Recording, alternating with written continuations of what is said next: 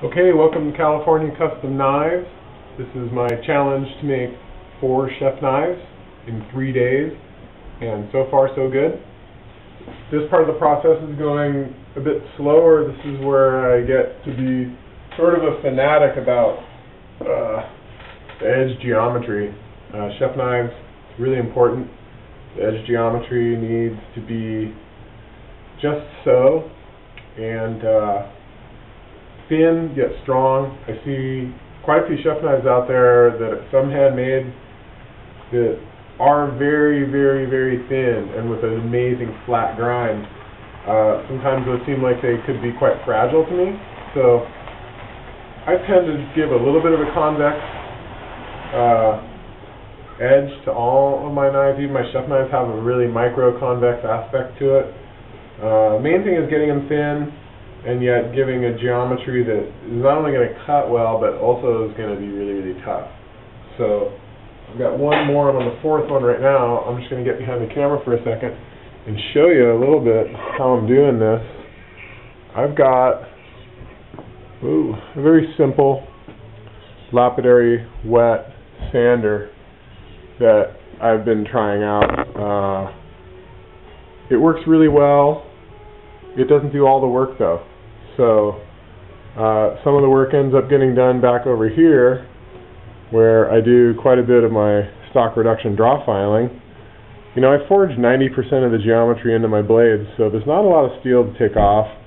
I am, however, I have to say, really enjoying my TW90. I'm using it probably a lot more like a utility grinder right now. I'm not really grinding any blades on it yet, but I will be. It's just, you know, I have to get to that place where I'm ready to do it. For right now, the chef knives are, you know, the main thing that I'm doing, other than laundry. And, you know, I've got these 4 underway.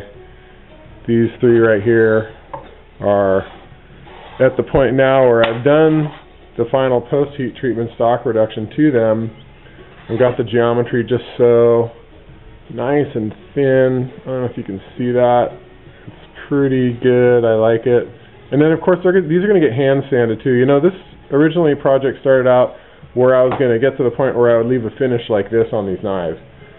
It's just not me, you know? It's not my style. People used to sing the quench lines and the fine hand-rubbed finishes with the etch. So I'm going to do that to all these knives. It may set me back half a day, but we'll see. Maybe not.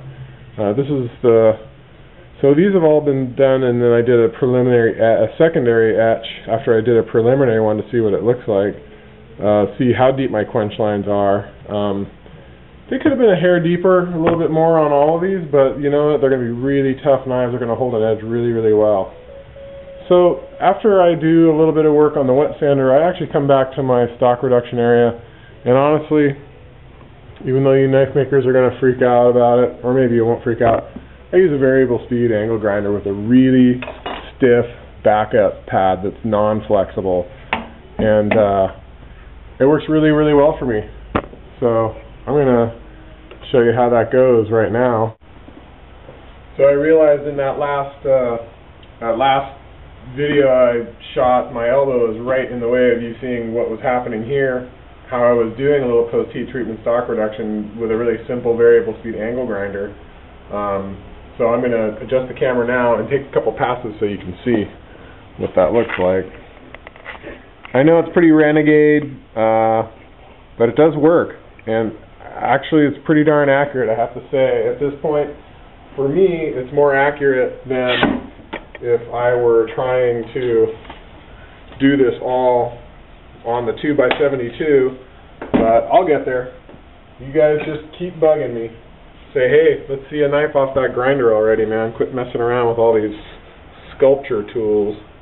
So I've already gotten down to my 120 grit, and this one's getting really, really close. So I do have to be a little bit careful. I'm going to move on to a 220, and we'll just take maybe 1 or 2 quick passes just so you can see.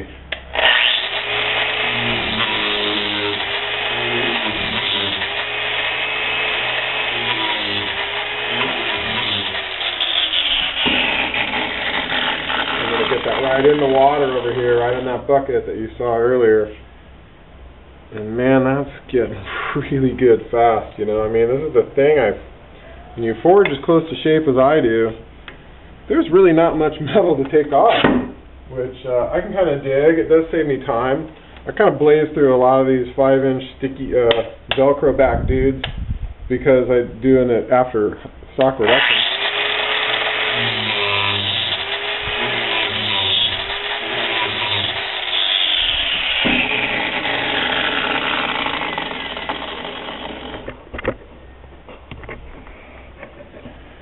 Anyhow, so that was just really quickly what I do, and man, I'll tell you what, it looks good. And the nice thing is like you saw right there where I sort of spent just a little bit of time right at the heel real quickly, was that, you know, as I sighted down the blade, it was kind of hanging over a little bit to this side, and you know, trying to do that on a 2x72, if I tried to put that against that, I don't know. I mean, it just seems like it would be difficult to do, but we'll see. Like I said, keep bugging me. So anyhow, 4 chef knives in 3 days, and we'll see where we get from here. But thanks for checking it out, you guys. We'll see you soon.